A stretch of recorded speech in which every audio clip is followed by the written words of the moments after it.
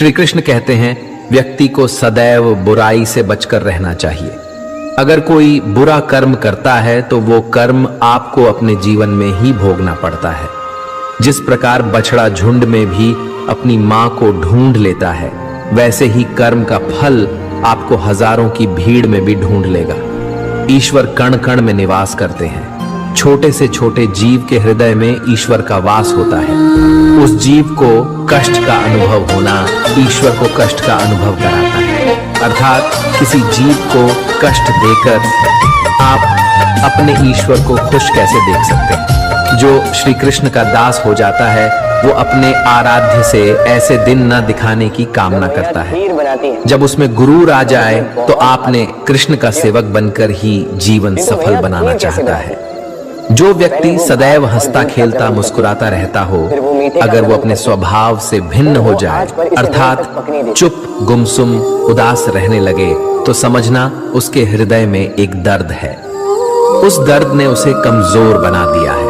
कहते हैं मन के हारे हार है और मन की जीते जीत।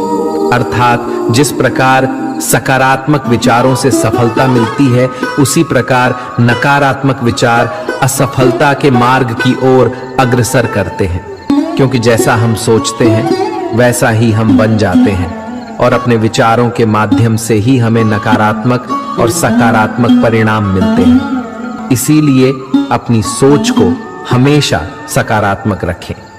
मनुष्य ही एक ऐसा प्राणी है जो कर्म करता है, इसलिए कर्म करना प्रत्येक व्यक्ति का धर्म भी है।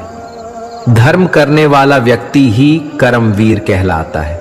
इसीलिए कर्म करते रहना खाली बैठे रहने से बेहतर होता है। श्री कृष्ण कहते हैं, आपको पूरे धैर्य और भगवान पर विश्वास के साथ अपना जीवन निर्वाह करना चाहिए। लोग अक्सर सच कहने से बचते हैं या डरते हैं, पर सत्य कभी छुप नहीं सकता, ना ही कभी मिट सकता है। हम कितना भी छुपा लें, एक दिन सच तो उजागर हो ही जाएगा। इसलिए जो बात सच पर आधारित हो, उसे कहने या मानने से कभी नहीं डरना चाहिए। लोग अपने शरीर को सुंदर बनाने में लगे रहते हैं, पर आत्मा की सुंदरता शरीर की सुंदरता से कहीं ज्यादा महत्वपूर्ण है। शरीर तो नश्वर है, मिट्टी से बना है और मिट्टी में ही मिल जाता है, पर आत्मा अमर है। इसलिए आत्मा की सुंदरता पर ध्यान दो। आत्मा की सुंदरता स्वयं को भगवान में लीन करने में मिलती है। जो अज्ञानी व्यक्ति होता है वो ये गलत फहमी पाल लेता है कि मैं करता हूं, सभी कार्य मेरे द्वारा किए जा रहे हैं। ऐसे में उसमें अहंकार घर कर लेता है। परंतु इस सृष्टि में जो भी हो रहा है सब कुछ भगवान के इच्छा से हो रहा है। अज्ञानता के कारण व्यक्ति में जब अहंकार जन्म लेता है तो उसका पतन होना निश्चित है। श्री कृष्ण कहते हैं, जो व्यक्ति अपने अहंकार से भारी हो जाता है, जिसमें अभिमान भर जाता है, वो उस पत्थर की भांति हो जाता है, जो भारी होने के बावजूद भी नदी की धारा में डूबकर अपना अस्तित्व खो देता है। अगर किसी लक्ष्य, खुशियां, सफलता की प्राप्ति में लंबा समय लग रहा है, प्रतीक्षा की अवधि अधिक है, तो हो सकता है आपकी अपेक्षा से ज्यादा आपको मिलने वाला है। अपने कर्म पर अडिग रहिए और विश्वास रखिए उस स्वर पर जो आपके कर्म की परीक्षा ले रहा है। जो लोग जीवन को भूत और अतीत के भरोसे छोड़ देते हैं, उन्हें श्री कृष्ण सावधान करते हैं। जीवन का अर्थ ना भूत है ना भविष्य, जीवन केवल और केवल वर्तमान है। इसीलिए वर्तमान में अपने जीवन का आनंद उठाइए।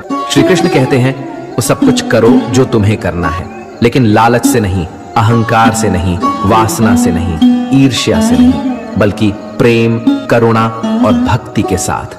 श्री कृष्ण कहते हैं, नरक के 3 द्वार हैं, काम, क्रोध और लोभ। जो व्यक्ति कामी प्रवृत्ति का होता है, जिसके मन में लोभ होता है, और जो अत्यधिक क्रोधी स्वभाव का होता है, उसके लिए नरक के द्वार सदैव खुले होते हैं। अर्थात ऐसे व्यक्ति को तो सिर्फ नरक में ही जगह मिलती है। मनुष्य सब कुछ चाहता है, पर सब कुछ उसे नहीं मिल सकता। आपको जो नहीं मिला उसके लिए पश्चाताप मत करो, और जो आपसे खो गया, जो आपसे अलग हो गया, उसके लिए निराश भी मत हो। भक्त श्री कृष्ण कहते हैं, मनुष्य भी बड़ा विचित्र प्राणी है। अपने से नीचे के स्तर के लोगों को हीन की दृष्टि से देखता है, उनका उपहास उड़ाता है, उनसे बार बार कहता है कि तुम्हारा कुछ नहीं हो सकता, तुम भविष्य में कुछ नहीं कर पाओगे। जब मनुष्य के पास धन, संपत्ति, मान सम्मान होता है तो दूसरों का आदर नहीं करता, परंतु वो एक बात भूल जाता है कि उससे भी अधिक शक्तिशाली कोई अस्तित्व में है, और वो है समय। समय अपना चक्र कब बदलेगा ये कोई नहीं जानता। समय अपनी करवट कब लेगा ये कोई नहीं जानता। कोयला भी समय के साथ हीरे में परिवर्तित हो जाता है। इसीलिए जीवन में कभी भी किसी का उपहास नहीं उड़ाना चाहिए। जो लोग कहते हैं कि अपनों के आगे झुकने में कोई बुराई नहीं है, उन्हें ये मालूम होना चाहिए कि जो सच में अपने होते हैं ना, वो कभी झुकने ही नहीं देते। दिव्यता केवल शक्तिशाली होने में नहीं, बल्कि दूसरों में शक्ति जागृत करने में है। जब लोग आपकी बुराई करें तो परेशान ना हो, क्योंकि वो लोग आपको महत्व देने का कोई और तरीका नहीं जानते। सबसे इस तरह का व्यवहार कीजिए कि कोई आपके बारे में बुरा भी कहे तो कोई उस पर विश्वास ना करे। हम ना बोले फिर भी वो सुन लेता है, इसलिए उसका नाम परमात्मा है। वो ना बोले फिर भी हमें सुनाई दे, उसी का नाम श्रद्धा है। झाड़ू में जब तक बंधन होता है तब तक वह कचरे को साफ करता है। बंधन खुल जाने पर झाड़ू खुद कचरा बन जाता है। इसलिए हमेशा अपनों से बंधे रहिए, क्योंकि अनेकता में ही एकता होती है। श्री कृष्ण कहते हैं, वह सपने सच नहीं होते जो सोते वक्त देखे जाते हैं। सपने वही सच होते हैं जिनके लिए आप सोना ही छोड़ देते हैं। नींद तो बचपन में आती थी, अब तो बस थक कर सो जाते हैं। जो कल था उसे भूल कर तो देखो, जो आज है उसे जी कर तो देखो। आने वाला पल खुद चलकर आएगा, कोशिश करके तो देखो। पछतावा अतीत नहीं बदल सकता और चिंता भविष्य नहीं संभाल सकती। इसलिए वर्तमान का आनंद लेना ही जीवन का सच्चा सुख है। कोई तारीफ करे तो तुरंत नाचने मत लग जाना। याद रखिए, तारीफ के पुल के नीचे मतलब की नदी बहती है। समस्याएं हमारे जीवन में बिना किसी वजह के नहीं आती। उनका आना एक इशारा है कि हमें अपने जीवन में कुछ बदलना है।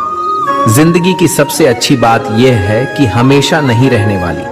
यह एक उम्र के बाद सभी को समझ में आने लगती है कि दिन अच्छे हो या बुरे, दोनों बीत जाते हैं। जिंदगी के कुछ अध्याय ऐसे होते हैं जिन्हें आज नहीं तो कल बंद होना ही है।